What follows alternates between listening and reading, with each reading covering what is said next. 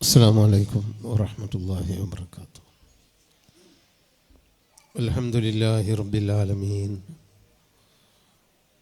والصلاة والسلام على رسوله الأمين وعلى آله وصحبه أجمعين وعلى من اتبعهم بإحسان إلى يوم الدين. أما بعد، أعوذ بالله من الشيطان الرجيم. بسم الله الرحمن الرحيم. يا أيها الذين آمنوا اتقوا الله وكونوا مع الصادقين. ബഹുമാന്യനായ അധ്യക്ഷൻ സലഫി സാഹിബ്, സ്റ്റേജിലും സദസ്സിലുമുള്ള കാരണവന്മാരെ, ഉമ്മമാരെ, ഉപ്പമാരെ, പ്രിയപ്പെട്ട സഹോദര സഹോദരികളെ, വിദ്യാർത്ഥിനികളെ, ഇരുമ്പിളിയത്ത് നിങ്ങളുടെ മുമ്പിൽ നിൽക്കുമ്പോൾ ഒരു പ്രഭാഷണത്തിനല്ല നിൽക്കുന്നത്. പ്രഭാഷണം ഇൻഷാ അല്ലാഹ് ഇശാ നമസ്കാരത്തിന് ശേഷം നിങ്ങൾ പ്രതീക്ഷിച്ചാൽ മതി. ഞാനിവിടെ നിൽക്കുമ്പോൾ എനിക്കൊരു പഴയ കാലത്തെ ഓർമ്മകളാണ് അലട്ടി വരുന്നത്. 1980-കളുടെ അവസാനത്തിൽ ആണ് ഇരുമ്പിളിയത്ത് മർഹൂം KP മുഹമ്മദ് മൗലവി, നമ്മുടെയൊക്കെ ഗുരുനാഥനും ഗുരുനാഥന്മാരുടെ ഗുരുനാഥനുമായിരുന്ന അദ്ദേഹത്തിൻ്റെ കൂടെ കുറ്റിപ്പുറം സമ്മേളനത്തിൻ്റെ പ്രചരണവുമായി വന്നത് എന്നാണ് ഓർക്കുന്നത്. പിന്നീട് തൗഹീദി രംഗത്ത്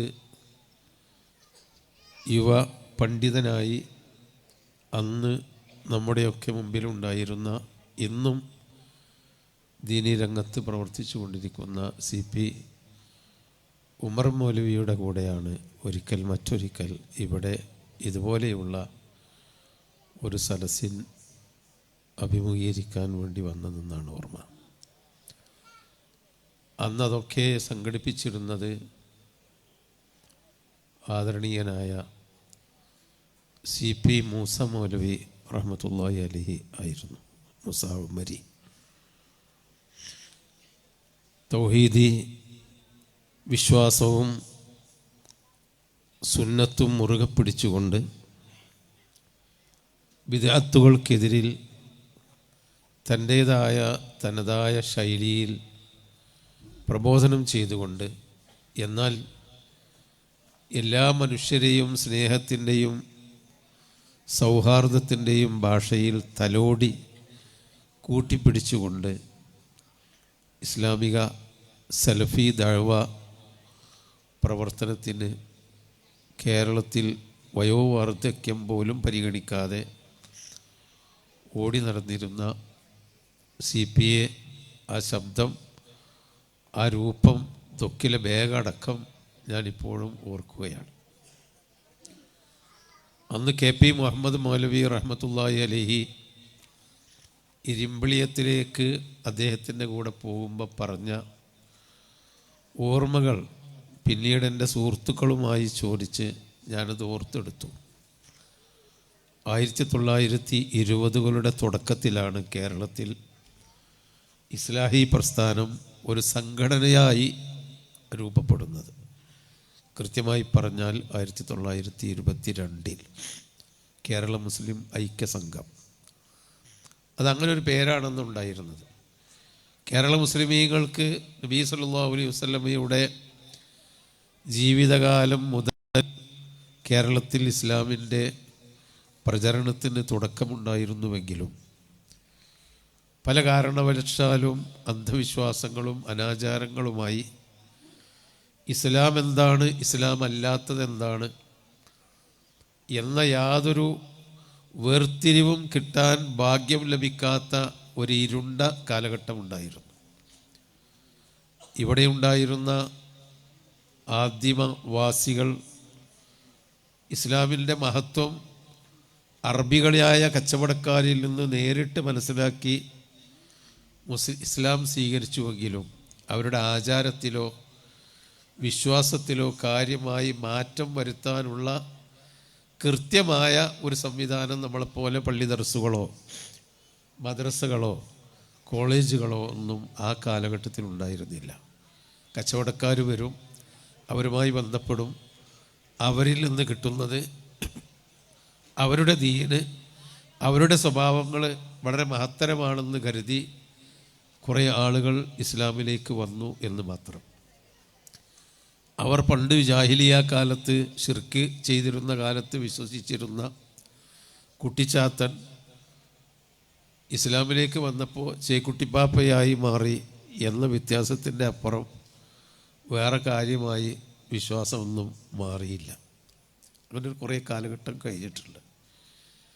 അവർ ആദ്യകാലത്ത് ചെണ്ടമുട്ടി കരിമരുന്ന് കത്തിച്ച് വരവും ഉത്സവവും നടത്തിയിരുന്ന കാലത്ത് അതിന് പകരം നമ്മൾ ജാറത്തിങ്കലേക്ക് അതേ ചെണ്ടക്കാരനെ വിളിച്ച് മുട്ടി ആ കരിമരുന്നുകാരനെ വിളിച്ച് കരിമരുന്നും കത്തിച്ച്, എന്നാൽ അവർ ആർത്ത് പാടുന്നതിന് പകരം ഇവിടെ തക്ബീറും മറ്റു സലാത്തും ചൊല്ലിപ്പോകുന്ന ഒരു തരം പെട്ടിവരവായി മാറി എന്ന വ്യത്യാസമല്ലാതെ വിശ്വാസത്തിലോ ജീവിതത്തിലോ മാറ്റം വരാത്ത ഒരു കാലഘട്ടത്തിന് ശേഷം കൃത്യമായി ഇസ്ലാമിനെ മനസ്സിലാക്കുകയും ഇവിടെ നേരത്തെ നമ്മുടെ സഹോദരങ്ങൾ പറഞ്ഞ പോലെ ഖുർആനിൽ നിന്ന് നബി സല്ലല്ലാഹു അലൈഹി വസല്ലമയുടെ വാമുഖത്തിൽ നിന്ന് ലോകത്തിന് കിട്ടിയ റിസാലത്തുൽ ഇസ്ലാം, ഇസ്ലാമിൻ്റെ ആ സന്ദേശം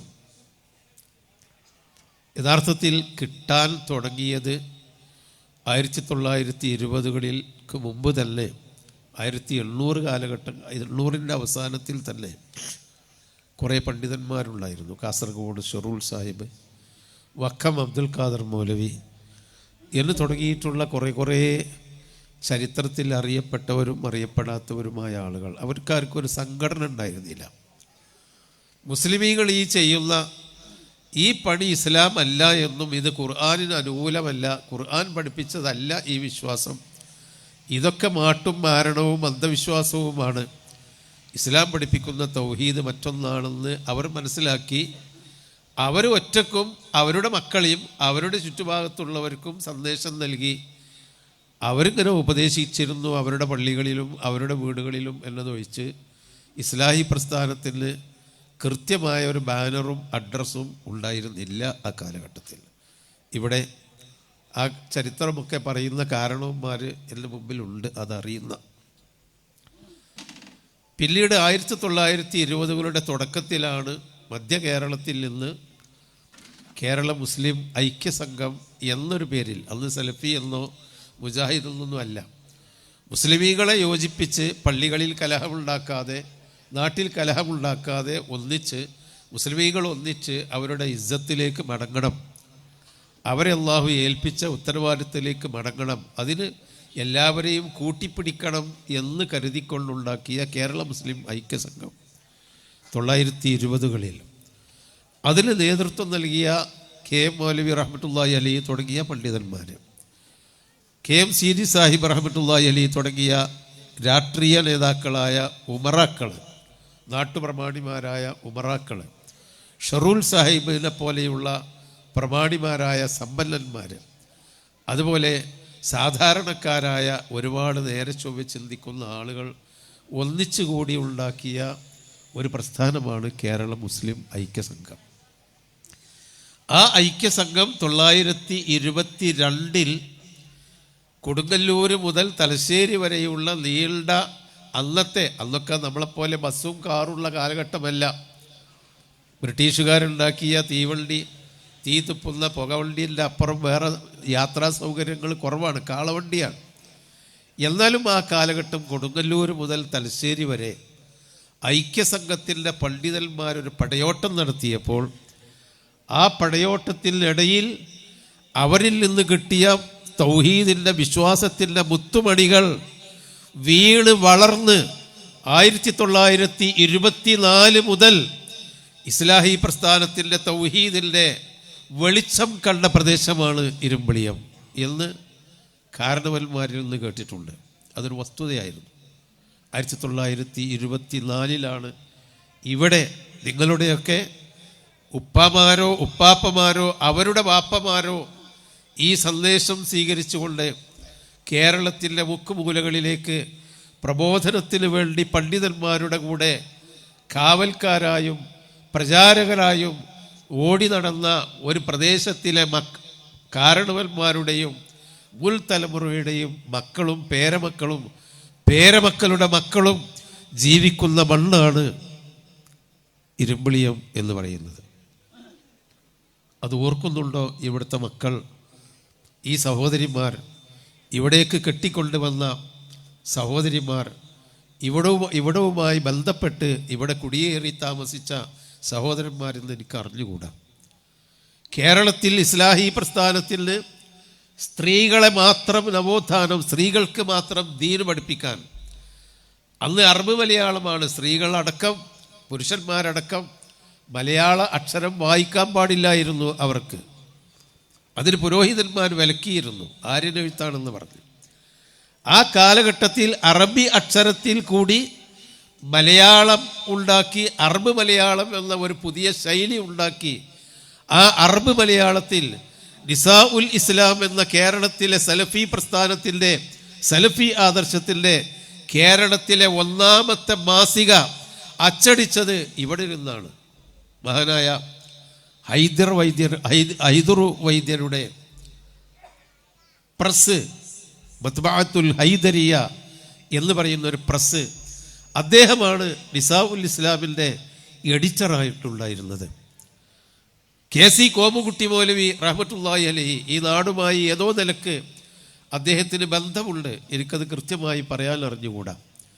KC കോമുകുട്ടി മൗലവിയുടെ നേതൃത്വത്തിൽ അദ്ദേഹത്തിൻ്റെ ബുദ്ധിയിൽ നിന്നാണ് മത്ബഅത്തുൽ ഹൈദരിയയിൽ ആദ്യമായി നിസാ ഉൽ ഇസ്ലാം അടിച്ച് ഈ ഇരിക്കുന്ന കാരണവന്മാരുടെ ഉമ്മാമ്മമാർക്കും ഉപ്പാപ്പമാർക്കും അറബ് മലയാളത്തിൽ വായിക്കാൻ കൊടുത്തതും കുടുംബജീവിതം, ഇസ്ലാമിക കുടുംബജീവിതത്തിൻ്റെ ഊടും പാവും അലിഫുബാവും പഠിപ്പിച്ചു കൊടുത്തത് കൊണ്ട് ഒരു സമുദായത്തെ വളർത്തിയെടുക്കാൻ സാധിച്ചതും ആ കാലഘട്ടത്തിലാണ്. മദ്രസ എന്ന കാര്യം ഞാനൊക്കെ പഠിച്ചിരുന്ന കാലഘട്ടത്തിൽ 73 വയസ്സാണ് എനിക്കിപ്പോൾ ഉള്ളത്. അൽഹംദുലില്ലാ. ഞാനൊക്കെ മദ്രസയിൽ പഠിച്ചിരുന്ന കാലത്ത് പറപ്പൂർ വീണാലക്കൽ എൻ്റെ കൂടെ പഠിച്ച കുട്ടികൾ എന്ന് പറഞ്ഞാൽ ഇന്നത്തെ ഉമ്മാമ്മമാരായ പലരും ഇന്നും ജീവിച്ചിരിപ്പുണ്ട്. അവരൊക്കെ പരീക്ഷയ്ക്ക് എഴുതാറുണ്ടായിരുന്നില്ല. പൊതുപരീക്ഷ വരുമ്പോൾ മദ്രസയുടെ ഒരു മൂലയിൽ ഇതുപോലെ ഒരു സാരി കൊണ്ടോ കള്ളിത്തുണി കൊണ്ടോ മറ കെട്ടിയിട്ട് അവിടെ നിന്ന് നേരിട്ട് ചോദിക്കാറായിരുന്നു. കാരണം അവർക്ക് എഴുത്ത് പഠിക്കാൻ പാടുണ്ടായിരുന്നില്ല, മതവിരോധമായിരുന്നു. ഞങ്ങൾക്ക് അറിഞ്ഞുകൂടെ എന്താ പോലെ മറൻ്റെ ഉള്ളിലാക്കിയത്. പക്ഷെ അങ്ങനെയായിരുന്നു. പിൽക്കാലത്ത് അത് പഠിച്ചു മനസ്സിലാക്കി. ആ കാലഘട്ടത്തിൽ അറബ് മലയാളത്തിൽ മാസിക വായിച്ചു കൊണ്ടിരുന്ന ഉമ്മാമ്മമാരുടെ പിതാമഹിമാർ ഇവിടെ ഉണ്ടായിരുന്നു എന്നതാണ് സഹോദരന്മാരെ ഈ രാജ്യത്തിൻ്റെ, ഈ മണ്ണിൻ്റെ പ്രത്യേകത. ആ മണ്ണിലാണ് 1940കളുടെ തുടക്കത്തിൽ ഇവിടെ ക്രമപ്രവൃദ്ധമായ മദ്രസകളുണ്ടായിരുന്നു എന്ന് ചരിത്രം രേഖപ്പെടുത്തിയിട്ടുണ്ട്. നമ്മുടെ നാട്ടിലെ ചരിത്രം, ഈ മണ്ണിൻ്റെ ചരിത്രം, ഈ മണ്ണിലുള്ളവരുടെ അടുത്ത തലമുറയെങ്കിലും പഠിച്ച് അടുത്തൊരു തലമുറക്ക് നമ്മൾ ജന്മം നൽകണം. തൗഹീദിൻ്റെ, ഈമാനിൻ്റെ, ഖുർആൻ പഠനത്തിൻ്റെ ആ വെളിച്ചം തുടങ്ങി വെച്ച ഈ ഒരു കാലഘട്ടം. അതുകൊണ്ടായിരിക്കണം ഒരുപക്ഷെ ഈ അടുത്ത പ്രദേശങ്ങളിൽ വെച്ച് മലപ്പുറം ജില്ലയുടെയും പാലക്കാട് ജില്ലയുടെയും അതിർത്തിയിൽ കിടക്കുന്ന ഈ ഒരു പ്രദേശത്ത് ഏറ്റവും കൂടുതൽ വിദ്യാസമ്പന്നന്മാരുള്ള ഒരു പ്രദേശമാണിത്. ഞങ്ങളുടെ നാടും അങ്ങനെ തന്നെയായിരുന്നു. അതിലൊക്കെ ചില ചരിത്രപരമായ ഞങ്ങളുടെ ഒരു മുല്ലാക്കയുടെ കഥയുണ്ട്. ഇസ്ലാഹി അന്ന് അച്ചടിപ്പാടമുണ്ടാക്കി അത് പഠിപ്പിച്ച് ജനങ്ങളെ വളർത്തിയെടുത്ത ഒരു ചരിത്രം. ഞാൻ പറയുന്നത് 1944 റൗലത്തുസ്സലാം എന്ന് പറയുന്ന ഒരു മദ്രസ സ്ഥാപിച്ചുകൊണ്ട് ഇവിടെയുള്ള പിതാമഹന്മാരായ നമ്മുടെയൊക്കെ പിതാമഹന്മാർക്ക് മതപഠനം നടത്തി വളർത്തിയെടുത്തതിൻ്റെ ആ നനവും അതിൻ്റെ ഈർപ്പവും അതിൻ്റെ പച്ചപ്പുമാണ് ഇന്ന് യാഥാസ്ഥിതികത്വത്തിൽ നിന്ന് തൗഹീദിൻ്റെ വെളിച്ചത്തിലേക്ക് നിങ്ങൾക്കൊക്കെ വരാൻ കാരണമായത് എന്ന ആ ഒരു നിഅമത്ത് അള്ളാഹു ഹിദായത്ത് കിട്ടുക. സഹോദരന്മാരെ, നമുക്ക് യഥാർത്ഥത്തിൽ ഈ ലോകത്ത് നിന്ന് കിട്ടുന്ന ഏറ്റവും വലിയ ഹിദായത്ത് നിഅമത്ത് എന്ന് പറയുന്നത് അൽ മാലു വൽ ബനൂന സീനത്തുൽ ഹയാത്തി ദുനിയ വൽ ബാഖിയാത്തു സ്വാലിഹാത്തു ഖൈറുൽ ഇൻദ റബ്ബിക സവാബൻ വ ഖൈറുൽ അമല എന്ന് സൂറത്തു അൽ കഹ്ഫിൽ എല്ലാ വെള്ളിയാഴ്ചയും നമ്മൾ ഓതേണ്ട ആ സൂറത്തുണ്ടല്ലോ, എല്ലാ വെള്ളിയാഴ്ചയും നമ്മൾ ആണും പെണ്ണും അൽ കഹ്ഫ് ഓതിയിരിക്കണം. അത് നബി സല്ലല്ലാഹു അലൈഹി വസല്ലമയിൽ നിന്ന് സഹിയായി വന്ന ഒരു സുന്നത്താണ്, പ്രധാനപ്പെട്ട സുന്നത്താണ്. ആ അൽ കഹ്ഫിൽ കാണാം അൽ മാലു വൽ ബനൂന സീനത്തുൽ ഹയാത്തി ദുനിയ. ഈ കാണുന്ന കെട്ടിടങ്ങളും ഈ തോട്ടങ്ങളും സന്തോഷങ്ങളും ഈ മക്കളും പ്രഗത്ഭന്മാരായ മക്കളും, എൻ്റെ മകൻ UK-യിലാണ്, എൻ്റെ മകൻ US-ലാണ്, മറ്റവൻ ഗൾഫിലാണ്, അവനവിടുത്തെ സെക്രട്ടറിയാണ്, കമ്പനിയുടെ റപ്പാണ് എന്നൊക്കെ പറഞ്ഞ് നമ്മൾ അഭിമാനിക്കുന്ന നമ്മുടെ മക്കളുണ്ടല്ലോ, ഈ മക്കളും ഈ സമ്പത്തുമെല്ലാം സീനത്തുൽ ഹയാത്തി ദുനിയ, ഭൗതിക ജീവിതത്തിൽ തൽക്കാലം നമുക്ക് കിട്ടുന്ന അലങ്കാരങ്ങളാണ്. അലങ്കാരങ്ങൾ, വർണ്ണമാലകൾ തൂക്കിയാൽ ആഘോഷം കഴിഞ്ഞാൽ മഞ്ഞത്തും വെയിലത്തും മഴയത്തും അത് ഉരുകിപ്പോകുന്ന പോലെ അല്ലെങ്കിൽ അത് കൊഴിഞ്ഞു പോകുന്ന പോലെയുള്ള താൽക്കാലിക അലങ്കാരങ്ങൾ മാത്രമാണ്. വൽ ബാഖിയാത്തു സ്വാലിഹാത്തു ഖൈറുൽ ഇൻദ റബ്ബിക സവാബൻ വ ഖൈറുൽ അമല, എന്നെന്നും ബാക്കി നിൽക്കുന്ന സവാബ്, പ്രതിഫലം, എപ്പോഴും ആർക്കും പ്രതീക്ഷിച്ചു കൊണ്ടിരിക്കാൻ പറ്റുന്ന നാളെ പരലോകത്ത് ചെല്ലുമ്പോൾ എനിക്കവിടെ കുറച്ച് പ്രതീക്ഷയുണ്ട് എന്ന് വെക്കാവുന്ന, അമല് പ്രതീക്ഷിക്കാവുന്ന നമ്മുടെ സമ്പത്ത് നാം നാളേക്ക് വേണ്ടി ബാക്കി വെച്ചതാണ്. ആ പൂർവികന്മാർ ബാക്കി വെച്ചവരാണ് നിങ്ങളുടെ പിതാക്കന്മാർ. അതുകൊണ്ടാണ് അന്ധവിശ്വാസത്തിൽ നിന്ന് നിങ്ങൾ മുക്തമായത്, അതുകൊണ്ടാണ് അനാചാരങ്ങളിൽ നിന്ന് നിങ്ങൾ മുക്തമായത്. അവർ ബാക്കി വെച്ചത് നമ്മളെയായിരുന്നു. നമ്മൾ എന്ത് നാളേക്ക് വേണ്ടി ബാക്കി വെച്ചു എന്ന ചോദ്യത്തിന് മറുപടി നമ്മളാണ് കണ്ടെത്തേണ്ടത്. നമ്മൾ എന്താണ് നാളേക്ക് വേണ്ടി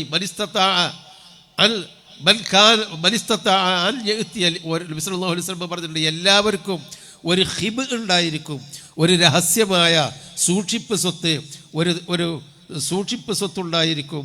ആർക്കെങ്കിലും കഴിയുമെങ്കിൽ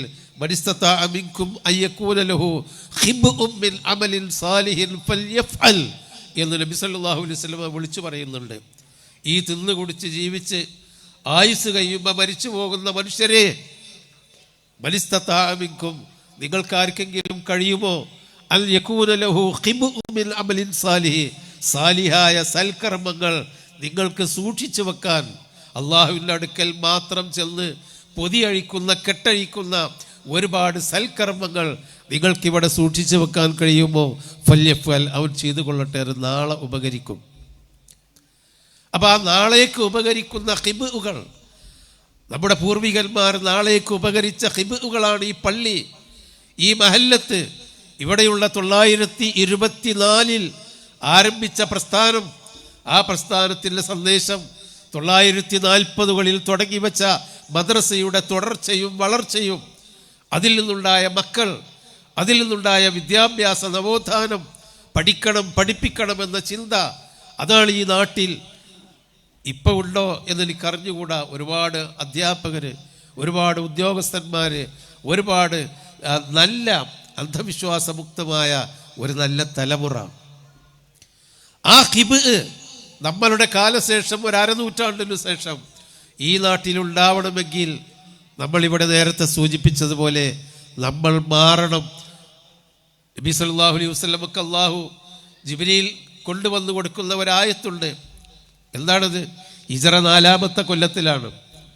ഹിജറ ചെന്ന് ബദർ കഴിഞ്ഞ് ഉഹദും കഴിഞ്ഞ് ഉഹദിൻ്റെ പിറ്റേ കൊല്ലം മദീനയിൽ അവർ കുടിയിരുന്ന് ഒരു താമസവും ഒരു സുഖസമൃദ്ധമായി ജീവിക്കുന്ന കാലഘട്ടമാണ് ഹിജറ 4-ാം കൊല്ലം. ആ 4-ാം കൊല്ലത്തിൽ ഇറങ്ങുന്ന ഒരായത്തുണ്ട്, അലം ബിഅനിലില്ലദീന ആമനു അൻ തഖ്ശഅ ഖുലൂബുഹും ലിദിക്രില്ലാഹി വമാ നസല മിനൽ ഹഖ് വലാ യകൂനു കല്ലദീന ഊതുൽ കിതാബ മിൻ ഖബൽ ഫത്വാല അലൈഹിമുൽ അമദ് ഫഖസത് ഖുലൂബുഹും വകസീറും മിൻഹും ഫാസിഖൂൻ. സമയമായില്ലേ വിശ്വാസികൾക്ക്, അൽ തഖ്ശഅ ഖുലൂബുഹും ലിദിക്രില്ലാഹ്, അവരുടെ ഹൃദയങ്ങൾ അള്ളാഹുവിനെ ഓർത്തുകൊണ്ട് വിനയപ്പെട്ട് ഖുർആനിലേക്ക്, ദീനിലേക്ക്, പ്രവാചകന്റെ മാർഗത്തിലേക്ക്, ഭക്തിയിലേക്ക്, തഖ്വയിലേക്ക് തിരിച്ചു വരാൻ നേരമായില്ലേ എന്ന് ചോദിക്കുന്നു. ആരോട്? നമ്മളെപ്പോലെയുള്ള പാവത്തുങ്ങളോടല്ല.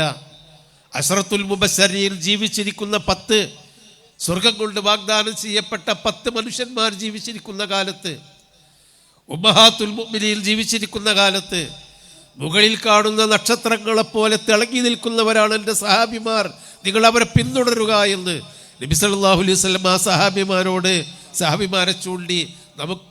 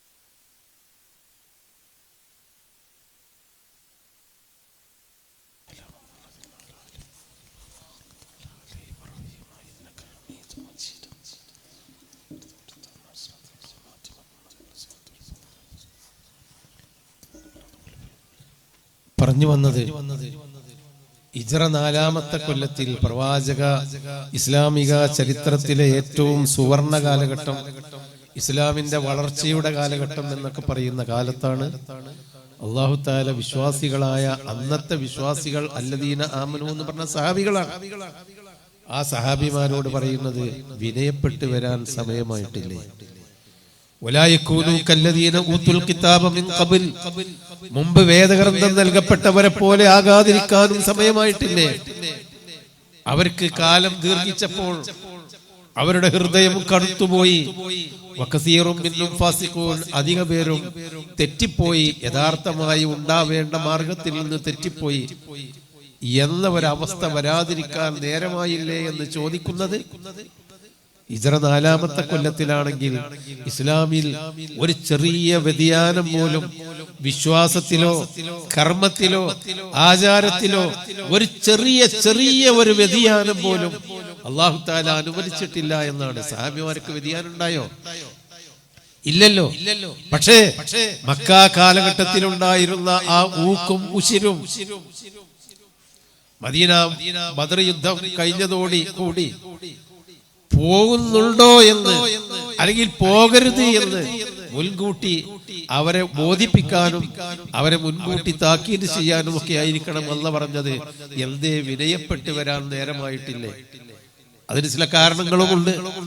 ഓഹരി യുദ്ധത്തിലുണ്ടായ ചെറിയ അനുസരണക്കേട്, മാനുഷികമായി ഉണ്ടാവുന്ന അനുസരണക്കേട്, അപ്പൊ ചെറിയൊരു മങ്ങലേറ്റു. ബദറിലുണ്ടായിരുന്ന ആ വിശ്വാസത്തിന്റെയും ഈമാനിന്റെയും ശക്തിക്ക് മങ്ങലേറ്റു. അല്പം ഒരു മങ്ങൽ, അല്ലാഹു തആല അത് പുറത്തു കൊടുക്കുകയും ചെയ്തു. അല്ലാഹു അവർക്ക് മാപ്പ് ചെയ്തു കൊടുത്തു. എന്നാലും മങ്ങിപ്പോകാതിരിക്കാൻ നേരമായില്ലേ? ഖുർആനിൽ നിന്ന് അവർക്ക് വേദഗ്രന്ഥം, പൂർവിക സമൂഹത്തിന് വേദഗ്രന്ഥം കിട്ടി. ആ വേദഗ്രന്ഥവുമായി അവർക്ക് ബന്ധമില്ലാതെയായി. ആ വേദഗ്രന്ഥത്തിന്റെ ചട്ടകളല്ലാതെ, അതിന്റെ പ്രിന്റുകളല്ലാതെ, അതിന്റെ ആ ബാഹ്യമായ രൂപത്തിന്റെ അപ്പുറം ആ ഖുർആനിന്റെ ഉള്ളിലുള്ളത് എന്താണെന്ന് മുൻകാല സമുദായത്തിന്, തൗറാത്തിന്റെയും ഇൻജീലിന്റെയും അനുയായികൾക്ക് അറിയാതെ പോവുകയും അവരുടെ ഹൃദയം കടുത്തു പോവുകയും ചെയ്ത പോലെ ഖുർആനിന്റെ ഉള്ളിലേക്ക് ഇറങ്ങിച്ചെന്ന് ചിന്തിക്കാനും പഠിക്കാനും അത് മനസ്സിലാക്കി ജീവിക്കാനും സമയമായിട്ടില്ലേ എന്ന് അല്ലാഹു ചോദിക്കുന്നു. സഹോദരങ്ങളെ, ഒരു നൂറ്റാണ്ട് മുമ്പ് ഖുർആനിന്റെ സന്ദേശം കിട്ടിയ ഈ തലമുറകൾ, നമ്മുടെ സമൂഹം, നമ്മുടെ കേരളീയ മുസ്ലിം സമൂഹം ആ സന്ദേശം കൂടുതൽ ഒരു നൂറ്റാണ്ട് മുമ്പ് കൃത്യമായി ഇസ്ലാഹി പ്രസ്ഥാനത്തിന്റെ ഖുർആനിലേക്ക് ജനങ്ങളെ വിളിച്ചുകൊണ്ട്, ഖുർആൻ പഠിപ്പിച്ചുകൊണ്ട്, ഖുർആൻ ക്ലാസുകൾ കൃത്യമായ രൂപത്തിൽ എഴുതി പഠിപ്പിച്ചുകൊണ്ട് വളർത്തി, ഖുർആനിൽ കൂടി വളർത്തി എടുത്ത ഒരു സമുദായമാണ്, അല്ലെങ്കിൽ ഒരു പാരമ്പര്യമാണ് ഇസ്ലാഹി പ്രസ്ഥാനത്തിലുള്ളത്. ഇവിടെയും പ്രിയപ്പെട്ട ഫായിസിന്റെ നേതൃത്വത്തിൽ ഒരു ഖുർആൻ പഠനവേദി നടക്കുന്നുണ്ട് എന്നാണ് അറിയാൻ കഴിഞ്ഞത്. നിങ്ങളൊക്കെ ഖുർആൻ പഠിക്കണം. നമ്മൾ എന്ത് അല്ലാഹുവിനോട് പറയും സഹോദരങ്ങളെ? ഇഖ്റ ബിസ്മി റബ്ബിക്കല്ലദീ ഖലഖ്, സൃഷ്ടിച്ച റബ്ബിന്റെ നാമത്തിൽ വായിക്കണം എന്ന് അല്ലാഹു തആല പറഞ്ഞ് ആ കിതാബും കേട്ട്, ആ ആഹ്വാനവും കേട്ട് 10, 40, 50, 60, 70 കൊല്ലം ജീവിച്ചിട്ട് ഖുർആൻ ഒരു ആവർത്തി ഞാൻ വായിച്ച് പഠിച്ചിട്ടില്ല, ഞാനത് അർത്ഥം മനസ്സിലാക്കി ഓതി നോക്കിയിട്ടില്ല എങ്കിൽ നമ്മൾ അല്ലാഹുവിനോട് എന്ത് മറുപടി പറയും? ഓരോ കാര്യത്തിലും അല്ലാഹുവിനോട് നമ്മൾ എന്ത് പറയും? ഇഖ്റ, വായിക്കണം. ഞാൻ വായിച്ചിട്ടില്ല, എന്നെ കൊണ്ട് ആവില്ല, എനിക്ക് നേരമില്ല, എനിക്ക് അവിടെ അടുക്കളയിൽ പണിയുണ്ട്, ഇപ്പുറത്ത് വേറെ ജോലിയുണ്ട്, കച്ചവടത്തിന് രാവിലെ പോകാനുണ്ട്, എനിക്ക് ഖുർആൻ പഠിക്കാൻ നേരമില്ല, ആഴ്ചയിൽ 1 മണിക്കൂർ അതിനും നേരമില്ല, 1 മണിക്കൂറില്ല, ഞാൻ ആകെ ബിസിയാണ്. അല്ലാഹു പറയുന്നു ഇഖ്റ, ഖിയാമത്ത് നാൾ വരെ നിലനിൽക്കുന്ന, നമ്മുടെ തലക്കു മീതെ തൂങ്ങി നിൽക്കുന്ന ഒരു വലിയ വാൾമുനയാണ് ഇഖ്റ, വായിക്ക്. വായിച്ചിട്ടില്ലെങ്കിൽ നീ വിശ്വാസിയാവില്ല. പഠിച്ച് വായിച്ച് പഠിച്ചിട്ടില്ലെങ്കിൽ നീ വിശ്വാസിയാവില്ല. അപ്പൊ സഹോദരങ്ങളെ, നമ്മൾ മാറണം, നമ്മൾ മക്കളെ മാറ്റണം. അടുത്ത തലമുറ അപകടകരമായ ഒരു അവസ്ഥയിലേക്കാണ് നീങ്ങുന്നതെന്ന് ഞാൻ നിങ്ങളോട് പറഞ്ഞറിയിക്കേണ്ട ആവശ്യമില്ലല്ലോ. നമ്മളെ തലക്കാമ്പുറത്ത് നിന്ന്, ഉപ്പയാണെങ്കിൽ തലയുടെ ഭാഗത്ത് നിന്നും, ഉമ്മയാണ് മരിച്ചതെങ്കിൽ നടുവിൽ നിന്നും എന്ന് മയ്യത്ത് നമസ്കരിക്കാൻ പോലും അറിയാത്ത മക്കളാണ് നമ്മൾ. 10 മാസം ഗർഭം ചുമന്ന് വളർത്തിയെടുത്ത്, അധ്വാനിച്ച് വളർത്തിയെടുത്ത മക്കളെങ്കിൽ ഈ മക്കളെ എന്തിനാണ്? ഒരു കട്ട മണ്ണ്, ഒരു പിടി മണ്ണുണ്ടെങ്കിൽ ഒരു മുളക് തൈയെങ്കിലും അതിലുണ്ടാക്കി വളർത്താമല്ലോ. ഈ മക്കൾക്ക് നമുക്ക് വേണ്ടി ഒന്ന് പ്രാർത്ഥിക്കാനും മയ്യത്ത് നമസ്കരിക്കാനും അറിയില്ലെങ്കിൽ എന്തിനാണ് ഈ മക്കൾ വളർത്തിയെടുക്കുന്നത്? എന്നാൽ ഇന്നത്തെ കാലഘട്ടത്തിൽ മക്കൾ അപകടകരമായ ഒരവസ്ഥയിലേക്ക് പോകുന്നുണ്ട്. അപ്പൊ നമ്മൾ ഖുർആൻ പഠിക്കണം. നമ്മളെ വീടിൽ ഇഖ്റഇന്റെ ആഹ്വാനം കേൾക്കണം. ഒരുപാട് സംവിധാനങ്ങൾ പഠിക്കാനും മനസ്സിലാക്കാനും. അടുക്കളയിൽ മത്സ്യം കഷ്ണിച്ചുകൊണ്ടിരിക്കുമ്പോ, വെള്ളക്ക നുറുക്കിക്കൊണ്ടിരിക്കുമ്പോ, ചോറ് വെന്തോ എന്ന് നോക്കി അടുക്കളയിൽ അടുപ്പത്ത് പുകഞ്ഞു കൊണ്ടിരിക്കുമ്പോൾ പോലും പഠിക്കാനും വായിക്കാനും നമ്മുടെ പീസ് റേഡിയോ നമ്മുടെ മുമ്പിലുണ്ട്.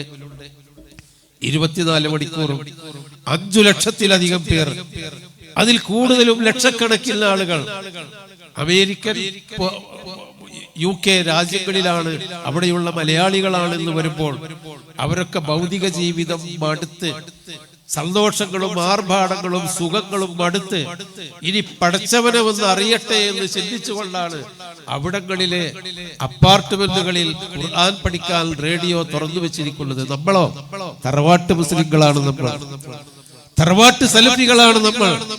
എത്ര പേര് ഖുർആൻ പഠിച്ചു? നമ്മുടെ മക്കളെ നമ്മൾ എത്ര പേർക്ക് ഖുർആൻ പഠിപ്പിച്ചു? ഖുർആൻ ഇഖ്റ എന്ന അത് ഒരു വാൾമുന പോലെ നമ്മുടെ മുമ്പിൽ എന്നുമുണ്ട്. വഖാലൂ ലാ തസ്മഊ ലിഹാദൽ ഖുർആൻ വൽഗൗ ഫീഹി ലഅല്ലകും തഗ്ലിബൂൻ. മക്കായിലെ അബൂജഹലും ഉത്ബത്തും ശൈബത്തും പറഞ്ഞു, ഖുർആൻ കേൾക്കണ്ട, നിങ്ങൾക്ക് രക്ഷപ്പെടണമെങ്കിൽ, ജയിക്കണമെങ്കിൽ, മികച്ചു നിൽക്കണമെങ്കിൽ ഖുർആൻ കേൾക്കണ്ട, ബഹളം ഉണ്ടാക്കിക്കോളേ. അതല്ലേ ഇന്ന് നമ്മുടെ വീടുകളിൽ മ്യൂസിക്കിന്റെ ബഹളം. ടെലിഫോണിൽ നിന്നും മൊബൈൽ ഫോണുകളിൽ നിന്നും സോഷ്യൽ മീഡിയകളിൽ നിന്നും ബഹളമയമായ വീട്ടിൽ ബഹളമയമാണ്. ഖുർആനിന്റെ ശബ്ദം മുഴങ്ങുന്നില്ല. എവിടേക്കാണ് നമ്മൾ ഖുർആനിന്റെ അനുയായികൾ എന്ന് പറയുന്നത്? ഇഖ്റഉൽ ഖുർആൻ ഫഇന്നഹു യകൂനു ശഫീഅൻ ലിഅസ്ഹാബിഹി. നാളെ പരലോകത്ത് യൗമ ലാ യൻഫഉ മാലും വലാ ബനൂൻ ഇല്ലാ മൻ ലഖല്ലാഹ ബിഖൽബിൻ സലീം. സുരക്ഷിതമായ മനസ്സോടുകൂടി പാപങ്ങളിൽ നിന്ന്, തിന്മകളിൽ നിന്ന്, അശ്രദ്ധകളിൽ നിന്ന്, ധിക്കാരങ്ങളിൽ നിന്ന്, ശിർക്കിൽ നിന്ന്, ബിദ്അത്തിൽ നിന്ന്, കുഫറുകളിൽ നിന്ന് മുക്തമായ സുരക്ഷിതമായ മനസ്സോടുകൂടിയല്ലാതെ പരലോകത്ത് എത്തിപ്പെട്ടവനല്ലാതെ രക്ഷയില്ലാത്ത, അങ്ങനെയല്ലാതെ പരലോകത്ത് എത്തിപ്പെട്ടാൽ നമുക്കെന്താണ് മാർഗം? ആരാ നമ്മളെ രക്ഷിക്കാൻ? അപ്പൊ സഹോദരങ്ങൾ, നമ്മൾ ഖുർആനിലേക്ക് മടങ്ങണം, ഖുർആൻ പഠിക്കണം. ഇല്ലൽ ഈമാന ലയഖ്ലഖു ഫീ ജൗഫി അഹദികും കമാ യഖ്ലഖു സൗബ് ഫസലുല്ലാഹ അൻ യുജദ്ദിദ ഈമാനകും. ഈ വിശ്വാസം എന്ന് പറയുന്നത് ഇരുമ്പുലക്ക പോലെ എന്നും വളയാതെ നിൽക്കുന്നതല്ല. നിങ്ങളുടെ മനസ്സിന്റെ ഉള്ളിൽ നിങ്ങൾ ചെല്ലിയ പണ്ട് ഓത്തുപള്ളികളിൽ നിന്ന് ചെല്ലിയ അമലിയാത്തിൽ നിന്നും ദീനിയാത്തിൽ നിന്നും പഠിച്ച അശ്ഹദു അല്ലാ ഇലാഹ ഇല്ലല്ലാഹു അശ്ഹദു അന്ന മുഹമ്മദ് റസൂലുള്ളാഹി എന്ന ഈമാൻ നിങ്ങളുടെ മനസ്സിന്റെ ഉള്ളിൽ കിടന്ന് വസ്ത്രം നുരുമ്പുന്ന പോലെ, കമാ യഖ്ലഖു സൗബു, വസ്ത്രം കീറിപ്പറിഞ്ഞു നുരുമ്പുന്ന പോലെ ഈമാൻ നുരുമ്പിപ്പോകും. ഈ കുപ്പായും തുണിയൊക്കെ ഇന്ന് ഇസ്തിരിട്ട് ഇട്ടതായിരിക്കാം, പുതിയതായിരിക്കാം, ഇന്നലെ തയ്ച്ചു കൊണ്ടുവന്നതായിരിക്കാം ടൈലറുടെ അടുക്കൽ നിന്ന്. ഇതൊരു മാസം കഴിഞ്ഞാൽ നമ്മൾ അലക്ക് വിഷയിലിട്ട് 4 കറക്കം കറക്കിയാൽ, കലിമലിട്ട് 4 അടി അടിച്ചാൽ ഇത് നുരുമ്പിപ്പോകും. ഈ വസ്ത്രം പോലെ നുരുമ്പിപ്പോകും ഈമാൻ.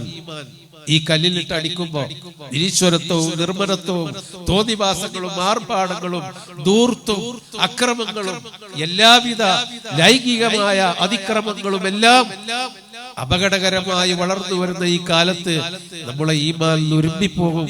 ഫസലുല്ലാഹ അൻ യുജദ്ദിദ ഈമാനകും. ഈമാൻ പുതുക്കിക്കൊണ്ടിരിക്കാൻ എപ്പോഴും അള്ളാഹുവിനോട് ചോദിച്ചു കൊണ്ടിരിക്കണം. അതെങ്ങനെ ചോദിക്കണം?